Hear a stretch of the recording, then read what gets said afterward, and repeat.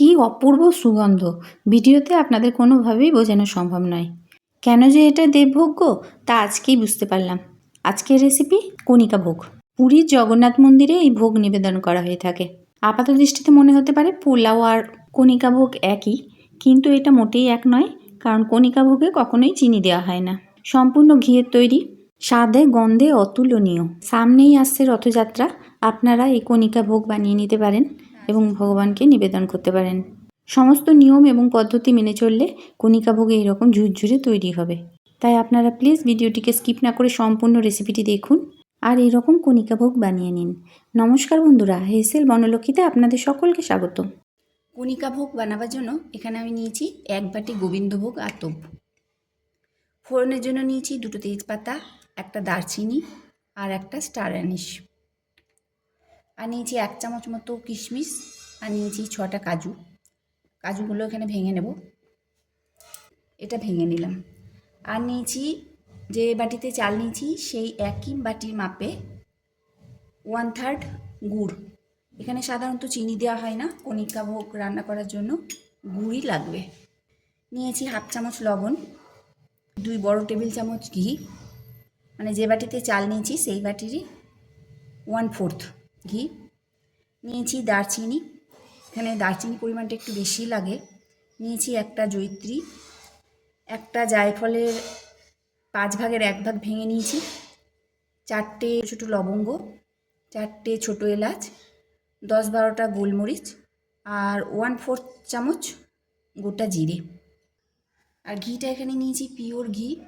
ঘিটা যত ভালো হবে কণিকা ভোগ ততই ভালো হবে। কণিকা ভোগ চালটা গোবিন্দভোগ হলে বেশি ভালো হয়। এখানে আমি গোবিন্দভোগ আতপ নিয়েছি। এখন প্রথমে চালটাকে ভালো করে ধুয়ে নিতে হবে। জল পাল্টে পাল্টে 3-4 বার খুব ভালো করে চালটাকে ধুয়ে নিতে হবে। চালটা ভালো করে ধুয়ে নিলাম। এখন এটা একটা ডিশে তুলে রাখছি, কারণ এটা একটু ঝরঝরে হবে ডিশে যদি মেলে রাখা হয়। পুরো জল ছেঁকে চালটা তুলে নিচ্ছি। এটা 1 বাটি চাল, ওজনে 150 গ্রাম হবে। জল ছেঁকে তুলে নিয়ে চালটা ঠিক এইভাবে মেলে দিলাম, তাতে চালটা একটু ঝরঝরে হয়ে যাবে। এখন একটা কড়াই গরম করে প্রথমে মশলাগুলোকে ড্রাই রোস্ট করে নিচ্ছি। জিরেটা বাদ দিয়ে সব মশলাগুলো এর মধ্যে দিয়ে দিলাম আর গ্যাসের ফ্লেম লোতে করে দিলাম। জিরেটা যেহেতু ছোট তাই আগে না দেওয়াই ভালো, তাহলে জিরেটা পুড়ে যাবে। 1 মিনিট লো ফ্লেমে ভেজে নেওয়ার পর জিরেটা দিয়ে দিচ্ছি। মশলাটা ড্রাই রোস্ট করা হয়ে গেল। এখন এটাকে ঠান্ডা করে তারপর গুঁড়ো করতে হবে। গরম কড়াই থেকে মশলাটাকে ঢেলে রাখতে হবে। এখন প্রথমে একটা হাঁড়ি গরম করে ঘি দিয়ে দিচ্ছি। 1.5 চামচ মতো দিচ্ছি আর 1/2 চামচ রেখে দিচ্ছি, পরে দেবো। ঘিটা হাঁড়ির চারিদিকে লাগিয়ে দিলাম।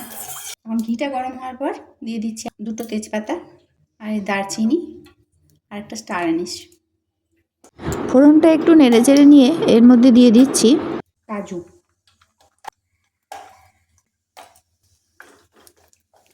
গ্যাসের ফ্লেম লোতে করা আছে। কাজুটা একটু নেড়ে চেড়ে নিয়ে এর মধ্যে কিশমিশগুলো দিয়ে দিচ্ছি।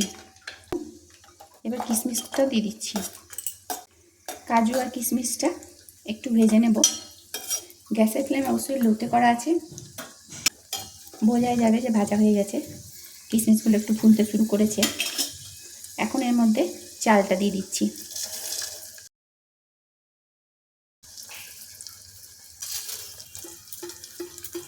এখন চালটাকে ভেজে নিতে হবে। চালটা সমানে নেড়ে যেতে হবে আর খুব ভালো করে চালটাকে ভেজে নিতে হবে। চালটা যদি ভালো করে ভেজে নেওয়া হয় তাহলে এই কণিকা ভোগ কখনোই গলে যাবে না। তাই হাতে একটু সময় নিয়ে চালটাকে খুব ভালো করে ভেজে নিতে হবে। আর চালটা যখন ভাজা হয়ে যাবে বোঝাই যাবে যে চালটা ভাজা হয়ে গেছে। দেখুন, চালটা আমি 2-3 মিনিট ধরে ঠিক এইভাবে নেড়ে চেড়ে নিলাম। আর চালটা এখন ভাজা হয়ে গেছে, কারণ আওয়াজ শুনেই বোঝা যাচ্ছে চালটা আওয়াজটাই পাল্টে গেছে, পুটুর পুটুর করছে। চালটা খুব সুন্দরভাবে ভাজা হয়ে গেছে। এখন এর মধ্যে দিচ্ছি জল।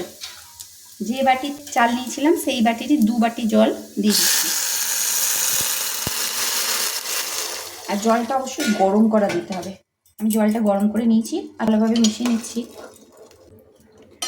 আর এটা এখন ফুটতে শুরু করলো। আগে দেখানো হয়নি, আমি ওই বাটিরই 1/4 বাটি দুধ এর মধ্যে দিয়ে দিচ্ছি। দুধটা দিলে এটা গলে যাবে না, তাই দুধটা অবশ্যই দেওয়ার চেষ্টা করবেন। খুব খুব ভালো করে মিশিয়ে নিলাম। এখন দিচ্ছি 1/2 চামচ সুন্দর লবণ। লবণটা দিয়ে ভালোভাবে মিশিয়ে নিলাম আর 2 মিনিটের জন্য লো ফ্লেমে ঢাকা দিয়ে রাখছি। 2 মিনিট ঢাকা দেওয়া ছিল, এখন এটা খুলে নিলাম। এখন যে মশলাটা গুঁড়ো করেছি সেটা এর মধ্যে দিয়ে দিচ্ছি। মশলাটা খুব ভালোভাবে মিশিয়ে নিতে হবে।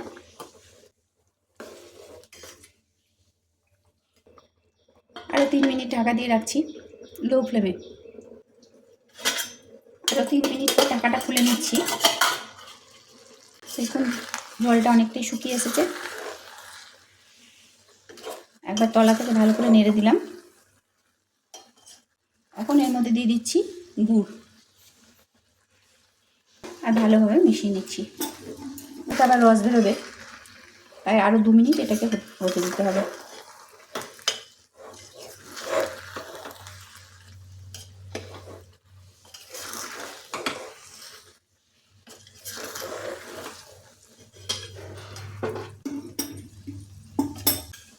বাকি যে ঘিটুকু ছিল, অল্প একটু ঘি রেখেছিলাম, সেটা শেষবেলাতে ওপর থেকে দিয়ে দিচ্ছি। গুড়টা মিশিয়ে নেওয়ার পর ঘিটা দিয়ে দিচ্ছি। আরও 1 মিনিটের জন্য ঢাকা দিয়ে দিচ্ছি লো ফ্লেমে। আবার 1 মিনিট পর ঢাকাটা খুলে নিচ্ছি।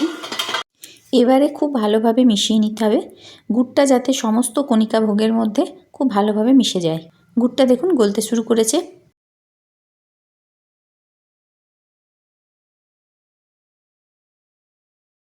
আর তলাটা অবশ্যই একবার চেক করে নিতে হবে, যদি তলাতে জল না থাকে তাহলে গ্যাস বন্ধ করে দিতে হবে।